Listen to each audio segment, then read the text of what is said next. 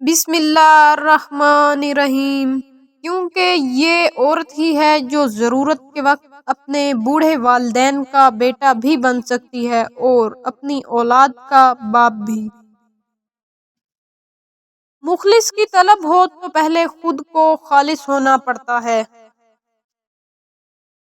سجدوں میں گرنے سے پہلے ان لوگوں کو گلے لگائیں جو آپ کی وجہ سے اذیت میں مبتلا ہیں، دل آزاریاں یہ معاف نہیں ہوتی۔ عورت میں سب سے قیمتی خوبصورت چیز اس کی حیا ہے۔ اگر عورت بے حیا ہو جائے تو بازاروں میں بے مول بکنے لگتی ہے۔ من پسند شخص انسان کی بربادی کا سب سے بڑا ذریعہ ہوتا ہے۔ بہت سے رشتے ختم ہونے کی ایک وجہ یہ بھی ہوتی ہے کہ ایک صحیح بول نہیں پاتا اور دوسرا صحیح سمجھ نہیں پاتا۔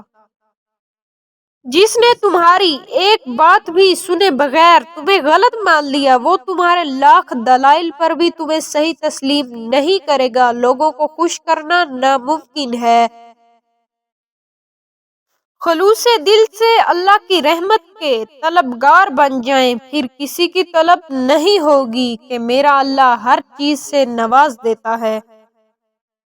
ہم چاہتے ہیں جو برا کرے یا جو برا ہو اس کے ساتھ اس سے بھی زیادہ برا ہو، بس ایک سی خواہش کی وجہ سے ہم اس برے انسان سے بھی زیادہ برے بن جاتے ہیں۔ اس کو معاف کر کے معاملہ اللہ پاک پہ چھوڑ دیں، یہی سزا اس کے لیے کافی ہے۔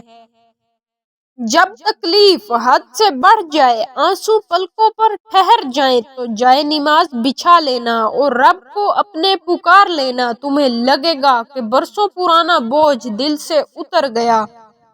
اتنا سکون محسوس ہوگا کہ جیسے ہر غم زندگی سے نکل گیا۔ صفا اور مروہ دراصل ایک عورت کے صبر کی نشانی ہے۔ جب آپ کو بے قصور کسی تپتے صحرا میں چھوڑ دیا جائے اور آپ اس توکل پہ کہ اللہ ہمیں کبھی ضائع نہیں کرے گا صبر کریں، پھر زمزم کے میٹھے چشمے پھوٹتے ہیں۔ رشتے ریت کی مانند ہوتے ہیں، اگر مٹھی بند کرو گے تو آہستہ آہستہ ریت کی طرح ہمارے ہاتھوں سے سرک جائیں گے۔ آزاد چھوڑ دینا بہتر ہے۔ خدا حافظ۔